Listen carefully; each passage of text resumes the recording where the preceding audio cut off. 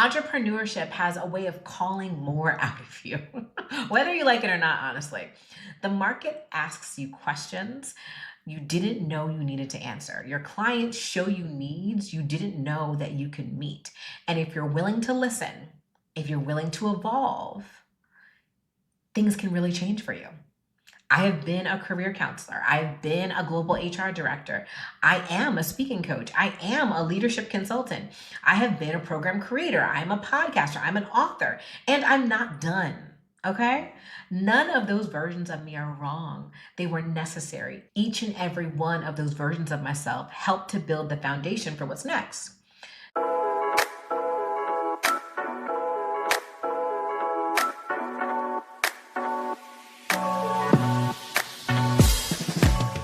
You know what nobody tells you about entrepreneurship?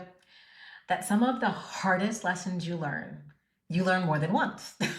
You think you learned it, you move on, and then life or the market or a slow month, it brings you right back to the same exact classroom that you feel like you are already over. When this episode goes live, I will be celebrating my 5-year anniversary as a full-time entrepreneur. And I'm not coming to you with some perfectly packaged highlight reel. I'm coming to you with the real, okay? The things I had to learn, unlearn, and sometimes relearn so that hopefully, if being a full-time entrepreneur is something that you'd like to do, you don't have to go around the mountain as many times as I did. 5 years ago, I walked away from a career that I had built, a career that on paper looked wildly successful. I am fully aware of that. I had the title, I had helped hundreds of people navigate their own career journeys, and yet there was still something more that I felt like I was supposed to be doing. What I didn't know, though, was how much the next 5 years would teach me about myself, about my business, and about what it really means to build something that lasts. So today, I want to share the 5 lessons. The ones that have shaped how I show up, how I sell, how I lead, and how I keep going when it's really hard. Because this anniversary is something that I only dreamt about. There's a part of me that knew it would happen eventually.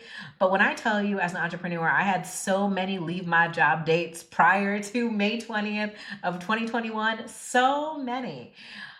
I just got to keep it real with you. So let's go. Lesson 1. When you're lost, go back to what works. I want to talk about this first because it might be the most embarrassing thing to admit, but also probably the most universal. Speaking has always been my primary lead generator. All the time, from the start of my business, and I mean going all the way back to like 2011, right? From the very beginning, speaking is what filled my pipeline. Speaking is what has given me credibility. Speaking is what introduced me to the rooms that changed the trajectory of my career and my business. But here's something that I did more than once. I started chasing new strategies. I see something working for someone else and think, ooh, maybe I should try that. Maybe I need to do more of that. Maybe it's this new webinar funnel. Maybe it's this social media push. Maybe it's someone's new platform everyone's talking about. And so I'd pivot and I'd put my energy someplace else. And then I'd wonder why things felt so hard. Every daggone time, y'all. Every time when I got quiet and honest with myself about what was actually moving the needle in my business, the answer was speaking. And not because speaking is some magical thing, I think it is, but it's not that magical, y'all, right? But because it's my thing. Speaking is the magic that works for me. It's where I'm the most fully myself. It's where I connect. It's where I serve and where I convert naturally without forcing it. So here's the lesson I want you to learn. When you are lost, don't go looking for something new. Go back to what works. Now, I want you to be careful here because I'm not saying never try anything new because innovation is necessary. But there's a difference between strategic expansion and abandoning your foundation because you got distracted by someone else's highlight reel. So I want you to ask yourself right now, what is the thing that has consistently worked in your career or your business? And are you still doing it? Or have you talked yourself out of doing it in pursuit of something shinier? Go back to the thing. Go back to the thing, double back on the thing, double down on the thing, and then expand from that place of stability, not out of desperation to try something new. So, lesson number 2, you will outgrow versions of yourself. And that's the point. I am not the same Kimberly who left corporate 5 years ago. And honestly, she wouldn't recognize me. Not because I've changed who I am at my core, but because I've expanded and I've shed so many layers of myself. I've stepped into rooms I had no business being in by the world standards, right? And I found out that I belong there. When I started, I defined myself extremely narrowly. I was a former career counselor turned global HR director turned entrepreneur. That was the lane, and I stayed in it. I made that lane for myself. But entrepreneurship has a way of calling more out of you, whether you like it or not, honestly. The market asks you questions you didn't know you needed to answer. Your clients show you needs you didn't know that you could meet. And if you're willing to listen, if you're willing to evolve, things can really change for you. I have been a career counselor. I've been a global HR director. I am a speaking coach. I am a leadership consultant. I have been a program creator. I'm a podcaster. I'm an author. And I'm not done. Okay? None of those versions of me are wrong. They were necessary. Each and every one of those versions of myself helped to build the foundation for what's next. So here's what I want you to hear. Don't be so attached to who you were that you resist who you are becoming. This shows up in entrepreneurship as staying in a niche that no longer serves you because you're afraid to confuse people. It shows up as keeping a service you've outgrown because it's safe. You probably don't even like delivering it anymore. It shows up as playing small because the version of you that people originally fell in love with was smaller. Your audience, the right audience, is going to grow with you, but you have to be willing to lead and also step into knowing that you are allowed to evolve. Ready for lesson number 3? Okay, lesson number 3. Relationship capital will always outperform social media reach. Followers are not the same as a following. Okay, hear that again. Followers are not the same as a following. I have seen people with massive social media platforms who can't fill a program. And I've seen people who I deeply admire, who barely post, who are relatively modest in their online presence, and whose business is thriving consistently, year over year. And you know what else is thriving? Their bank account, okay? The difference for a lot of those folks are relationships. 5 years in, I can trace so many meaningful opportunities in my business back to a relationship. Not a post, not a reel, not going viral, but a moment, a conversation, a room, a person who trusted me, who knew me and made an introduction. Relationship capital is the currency that doesn't depreciate, okay? Social media algorithms change every daggone day. And they will change again and again and again. Platforms will rise and fall, but the woman who remembers your name, who vouches for you in rooms that you are not in, who sends people your way, and excuse me, the woman or man who vouches for you, okay? He, she, they, them, whoever vouches for you because they trust your work and how you show up, that does not expire. Now, I'm not telling you to abandon social media. Be present, share your value, build community. People use that to increase the like, no trust factor that can already be built through a relationship. But I'm telling you to invest in people, not just your platforms. Show up to events, follow up after conversations, send a voice note, check on people when there's nothing to sell. Be genuinely interested in the people around you, not because of what they can do for you, but because that's the kind of leader you want to be. And I promise you, watch how your business starts to grow in ways that an algorithm never could have predicted.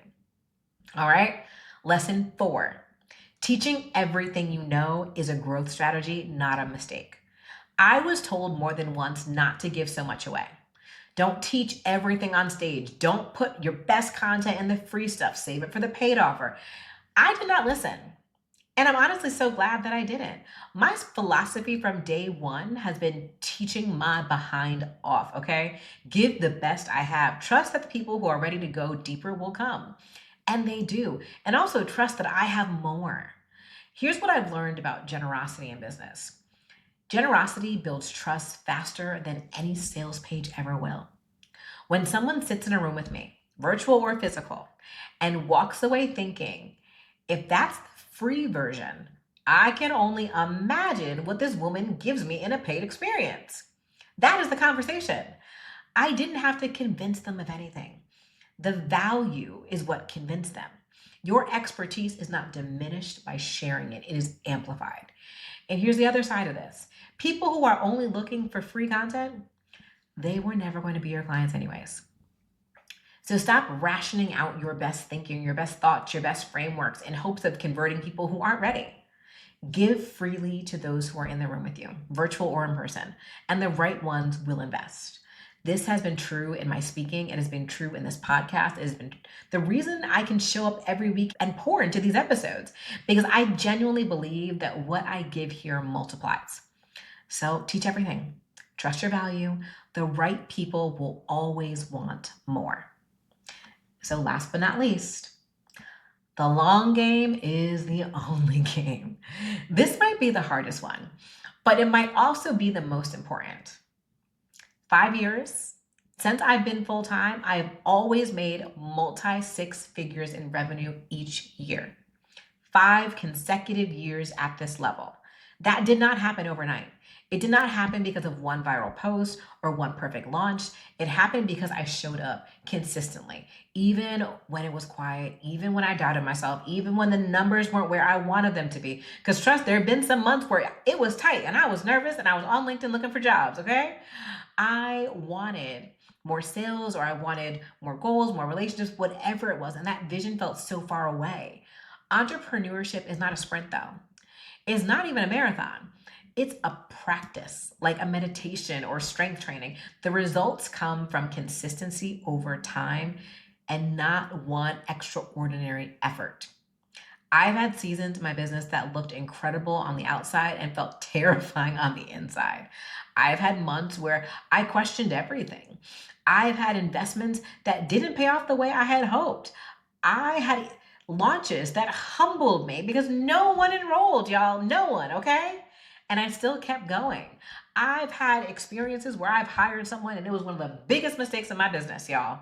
I've had to get a lawyer involved more than one occasion in the last 5 years for a multitude of reasons, but I still kept going. Not because I was fearless, because I was not fearless. I was scared, y'all. I was scared, but because I believed in what I was building, and I still believe in what I was building. And I had enough evidence from my own results to know that the work is going to compound. Your consistency today is building something that you can't see fully yet, and that's okay. Do not quit before that compound interest kicks in, because that's what the long game requires. Patience with the process, grace with yourself in the hard seasons, commitment to your vision even when the results lag behind your efforts, okay? Because many times you can feel like you are busting your butt and the results don't feel like they came in that moment or at the end of that launch. It could come later. And a decision that you made once, you have to keep making every single day that you are in this. 5 years in, and I can tell you with full conviction, it is worth it. Every pivot, every lesson, every season of doubt brought me exactly to where I am right now, exactly where I'm supposed to be. And y'all, I'm just getting started, okay? I am just getting started. So let's bring it all home, all right? I gave you 5 years, an overview of 5 years, 5 lessons.